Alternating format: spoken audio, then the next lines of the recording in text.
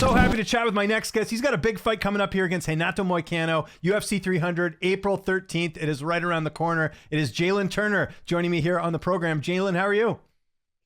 Doing good, enjoying this weather. I bet. It's. I'm sure you are. I'm sure the sun is shining. You're a part of this big card here, man. Tell me how this all came together with you getting the fight with Moicano. This is a late edition. Shoot, asked for the fight like a while ago. Didn't hear anything about it, and then I thought I was gonna get pushed back, and I ended up getting on 300. The manager made it happen, so that's it. That's awesome. What does it mean to be a part of this event? You've had a long road to get to the UFC. We've done interviews even before that, and you've been in the UFC for a while. Not everyone gets that opportunity to compete on this card. What does it mean to you? It means I get another opportunity to be a part of history. Growing up in the company has been fun. And, that means, like, they believe in me. So I feel good about the whole outcome of everything, So good. Being part of 300 is a big deal, you know what I mean? Like, I remember watching UFC 200 and just being hyped about it. And now I'm a part of 300, so it feels good. Did you sort of find out when we all found out, which was, not that long ago, maybe a few weeks ago, or did you have even more notice? I found out. When everybody found out, I found out. Okay, there you go. That's kind of how the UFC does it. And we saw you last fight in December. We're talking about a fight here in April. Was this the right amount of time off, or are you hoping to get in there a little bit sooner? Man, that's a loaded question. I'm ready to go whenever I'm needed. I'm called on, so I was ready, regardless. I did think it was going to be a little bit more like further in advance or like pushed back. I didn't think the fight was going to end up on 300, but it did. So I'm happy about it. It all worked out. And just so people know, wasn't really trying to make that a loaded question, because sometimes fighters are like, hey, I need some time off. I got some injuries. I got to deal with a few things. Wasn't trying to like blame the UFC or anything, because they have their own scheduling, obviously, right? No, not at all. Not at all. Like I didn't take it like that. I meant like loaded as in there's multiple ways to answer that. Oh, gotcha. Okay, fair enough. Just making sure I'm doing my job. That's all. So no, you're always good. We're solid. Yeah. Okay. Like if I had more, I didn't have any injuries. If I had more time would have been nice. If I got the call sooner, I would have answered the call sooner. So it was one of those situations. But I'm happy with the time frame that it happened. I wanted to get on 300. I asked for it a while ago, and the card ended up being filled. I don't know what happened, but it didn't seem like it was on the forefront for me, and then it ended up popping up, so I'm just happy about it. Have you taken a look at the betting odds for this fight? Do you know what? Well, spoiler alert, I'll let you know. You're almost like a 3-1 favorite in this fight. That's got to feel good that people are backing you and you're kind of getting some respect ahead of this fight. Yeah, I mean, that's cool, but I feel like a lot of the betting odds go based off of, the fighter's previous performances, obviously. Moicano is coming off of a decision win against Drew Dober, and then I'm coming off of kind of more exciting finish of Bobby Green. So, that kind of plays in the betting odds. I think, for me, I'm not overlooking anybody. Like, I'm not underestimating anybody. Like, I still feel like I'm the underdog in this fight.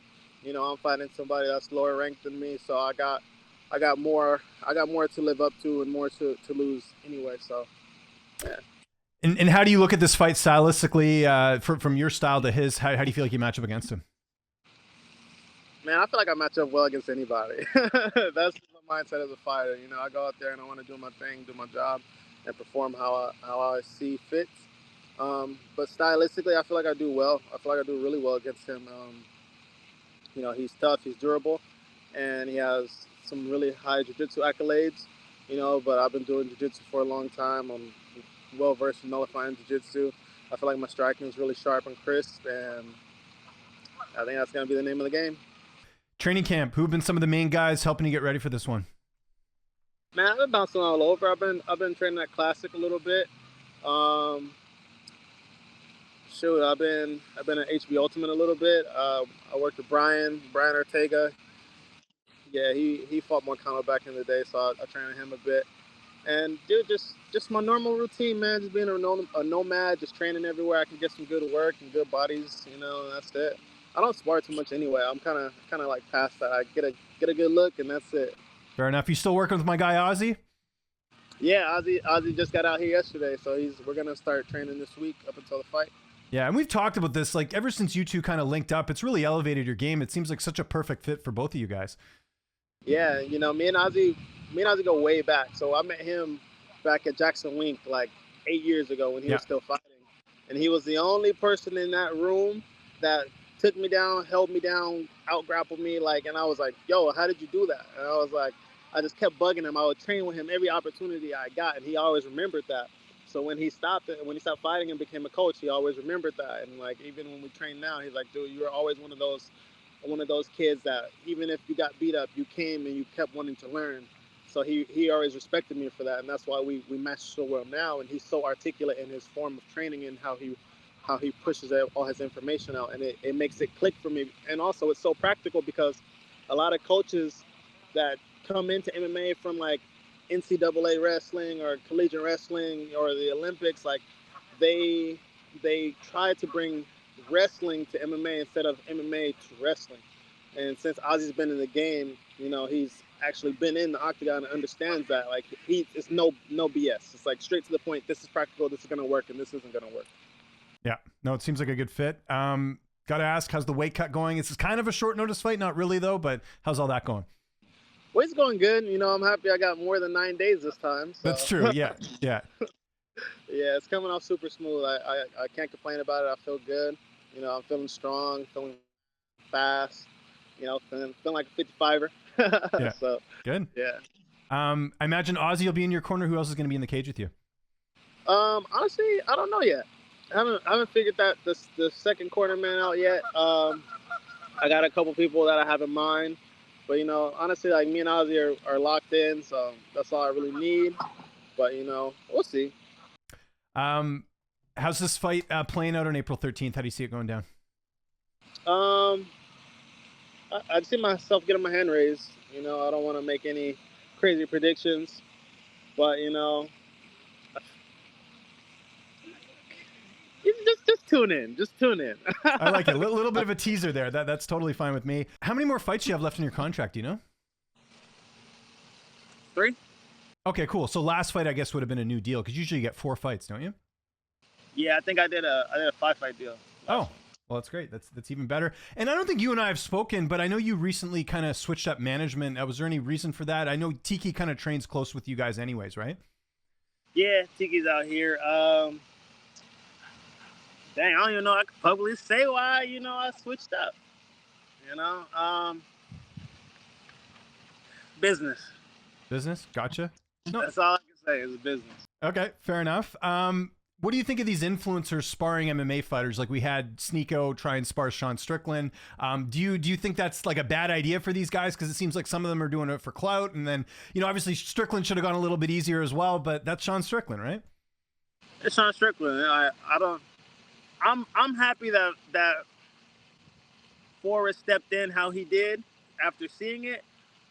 But you know what I mean? Like if you don't like, it's just gym etiquette. It's just respect. Like. Any gym you go to, you know, sometimes you go to a gym, you say, hey, let's spar.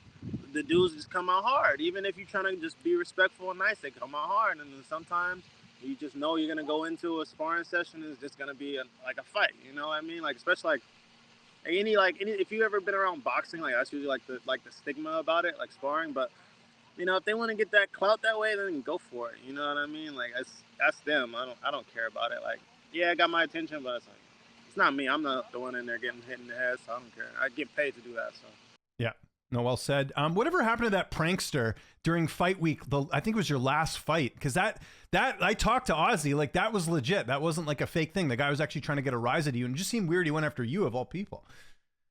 Yeah, I think he knew who I was, and just I don't know, just started some crap, but. It is what it is. Is that not the weirdest thing though? Like it just of all people to like for him to go after, especially like I wouldn't want to go after you. You're a big guy, man. Like why not go after a flyweight or something? I don't know. You know, like he says, this the clout game. You know, it is what it is. People are trying to make the opportunities. It's, you know, it's their job. Like they're getting eyes and getting paid for it. You know, like I get it. Like I understand it, but you know, that's them. But he never even like apologized to you or anything. Like it was just all for content, right? Was my understanding? I mean, I mean, like, he wasn't tripping after. Like, it wasn't nothing too crazy. I don't have any bad blood against him. Like, he's cool. Like, if I see him again, like, I'm not gonna be tripping on him. Like, oh, what's up, bro? Like, it is what it is. But it's just dumb that he's doing it during fight week. Like, you have a big fight coming up, and here's this guy trying to like get a rise at you for no reason, right?